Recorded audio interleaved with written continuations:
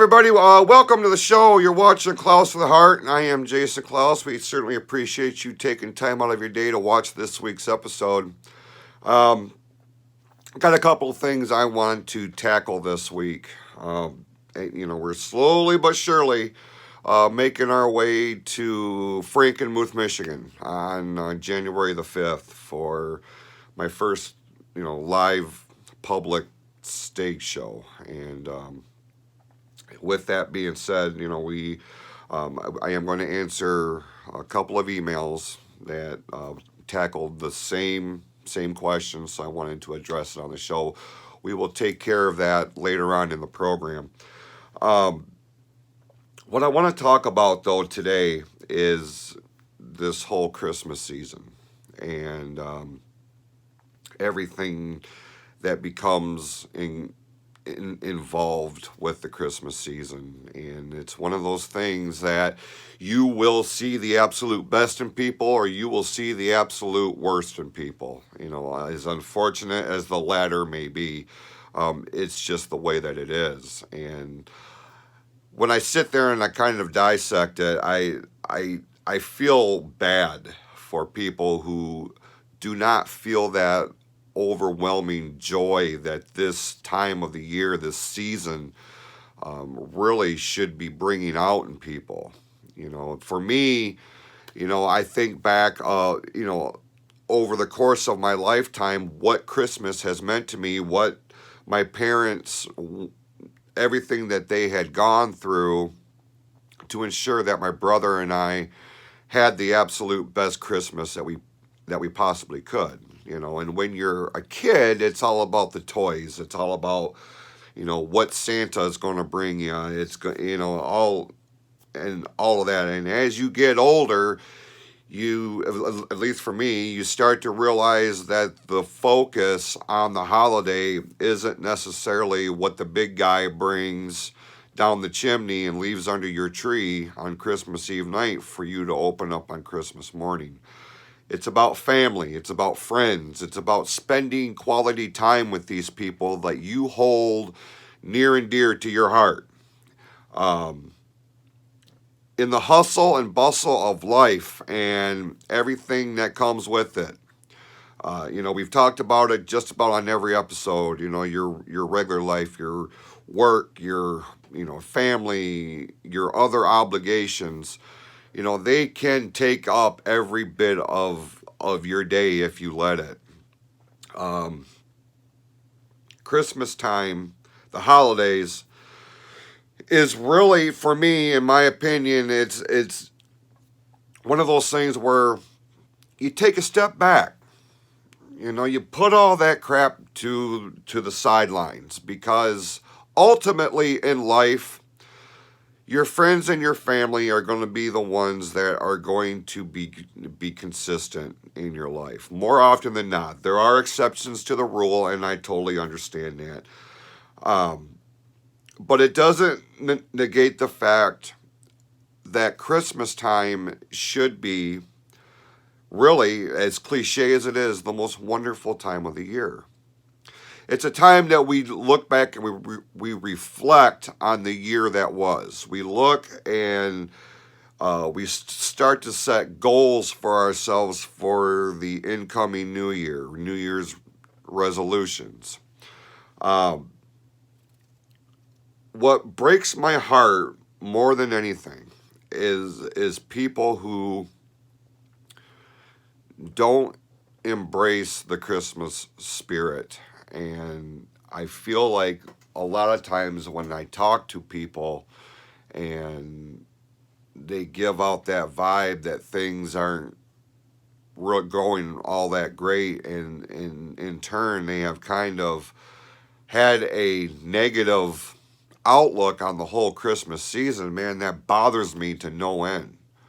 And like I've said it 1,000 times, everybody's life is their own story, and no story is the same. No two stories are the same. But it does not mean that you can just shut everything down. As much as I have one friend who just would rather skip Christmas. Just forget the whole thing ever happened. And and having a conversation, they get so wrapped up in, oh, I got to do the Christmas shopping, or oh, I got to, cook dinner, or oh, I got to put the tree up, or I got to do this, or I got to do that. It almost becomes like a chore. And that is the furthest thing that Christmas should be. It shouldn't be a chore. It shouldn't be a thing of dread. It should be something that's embraced, something that's looked forward to, something that you put a lot of effort in. If for nothing else, you spend that time with your family and your friends. Let them know how much you appreciate them. And and I get it. Some people have good years, some people have bad years. This year, personally speaking, for my family, has been particularly trying. I mean, it was not a very good year for all intents and purposes.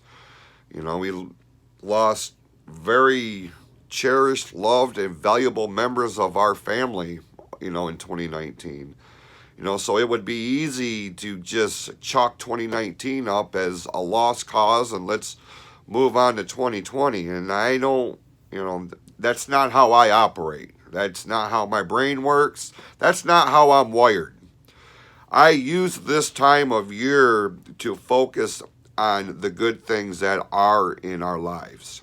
I've used this time of year to see what I can do to help those who are less fortunate, to help those who are in need, specifically children, because I remember vividly, I mean, my mom and my dad to some degree, but my mom especially, went to great lengths to make sure that my brother and I had a great Christmas. But she would also go to great lengths to make sure that she did her part, that she did what she could to give a family who may not be in the best of situations, to give them a good Christmas, or to give them something that will allow them to give their children a good Christmas. Because I remember my mom saying, and my mom believed in God. My mom believed in heaven and earth and everything that goes with it. But she also believed that Christmas was for the kids. And, aside from the celebration of the birth of Jesus and everything that she put into the Christmas spirit. Some people may not follow that philosophy, that mindset, and I understand. But you cannot deny the fact that Christmas, despite all the efforts from the big box stores that will tell you that the true meaning of Christmas is how many gifts are underneath that tree or how big the boxes are, and that is not what it's about. That is not what it's about. It is about embracing each other. It is about being good people. It's about lending a helping hand to those who need it. To me, that's what Christmas is all about. Your Christmas should not be defined by how much money you spent at the store. It should not be defined by how many presents are under the tree. It should not be defined by any of the materialistic crap. It should be defined by that feeling of unconditional love and compassion between all of us. Me, you, your neighbors, co-workers, people you don't even know. I don't know how many times in this holiday season that my wife and I had gone to a store and we see the volunteers out, with the Salvation Army ringing the bells. Up until this week, weather-wise, they were pretty lucky. But now, as the high temperatures are in the 20s, and you got snow blowing, and you got some punk kid or just some butthole making fun of these people for taking time out of their day to stand out in the cold, to ring that bell, to get donations in, and which go to help those in need. We adopt a family every year. And anybody that has ever partaken in this kind of activity, how important. If you've ever had an opportunity to see somebody actually receive a gift box that was a result of donations from the Salvation Army or the Toys for Tots campaign or whatever the case may be, if you've ever had an opportunity to see how that package is received, I guarantee you, it would change your entire outlook on the entire holiday season and how important that it is. It's not about all the gifts that you receive. It's about what you give. It's about what you can do for other people. Because in this life, ladies and gentlemen, it's not always about you. It's not always about me. It's about us who may be in a more fortunate situation to pay it forward, to help people in need. There are some very proud people that would rather not take anything like that would not want to take a donation or whatever. But there's others that, in order for their kids to have a decent Christmas and to keep the spirit of Christmas alive in their hearts, whether it be through Santa Claus or whatever, if you've ever seen anybody receive something like this, I promise you, it will open your eyes. And if it doesn't open your eyes and you still have the heart the size of the Grinch and you have this Ebenezer Scrooge-like mentality where that makes you a butthole. I'm just gonna say it the way it is, because you're so concerned about yourself that you don't care about other people. Those are the kind of people that I don't need in my life.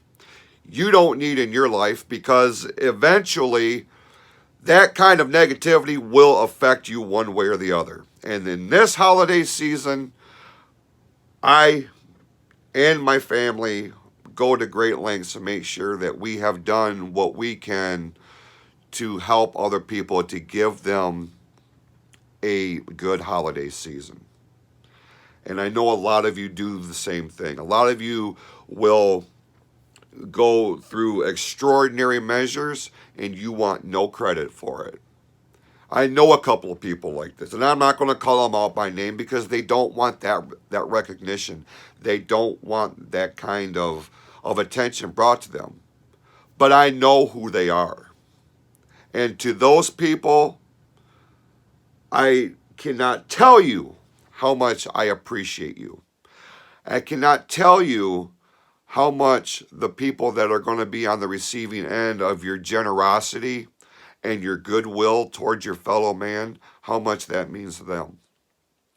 So this holiday season, if you are feeling like you are in the dumps and you are not in the Christmas spirit frame of mind, and you would just assume that Christmas does not happen, or you just skip it, I would encourage and suggest for you to do something to help somebody else.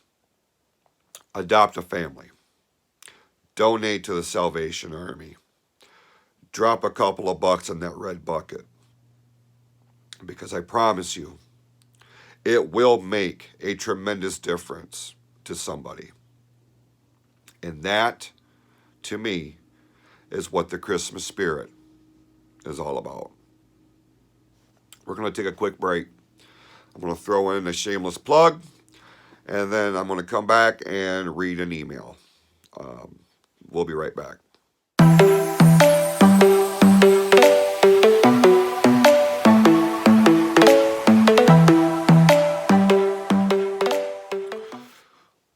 Welcome back to the show. You're watching Klaus to the Heart here on YouTube.com. I'm Jason Klaus, and I appreciate you taking time out of your day to watch this week's episode. We just got done talking about Christmas and the whole 9 yards, and I've gotten a couple of emails. And if you have an email, before I forget, if you have an email, send it to us. If you have an idea for the show, you have something you would like talked about, send us an email, klaustotheheart@gmail.com.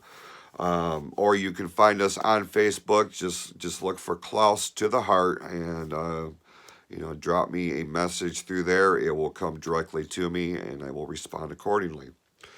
There's As we get closer to January 5th, I'm getting a lot more questions about what is entailed with this show that we got coming up. And unless if you don't know what I'm talking about, if you're a new viewer to the show, again, welcome on board. I certainly appreciate you. But we're taking the show on the road. I am going to be on stage at Fisher Hall in downtown Frankenmuth on Sunday afternoon, January the 5th. Starts at 4 p.m. We're going to open the doors to the public at 3:15. It's $5 at the door, across the board, and we are actually donating half of the proceeds back to the Frankenmuth Historical Society.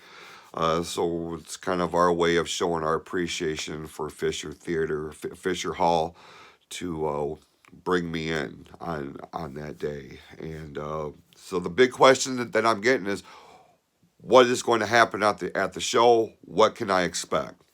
Truth of the matter is, at this point, I have kind of a general idea of how we're going to do this thing.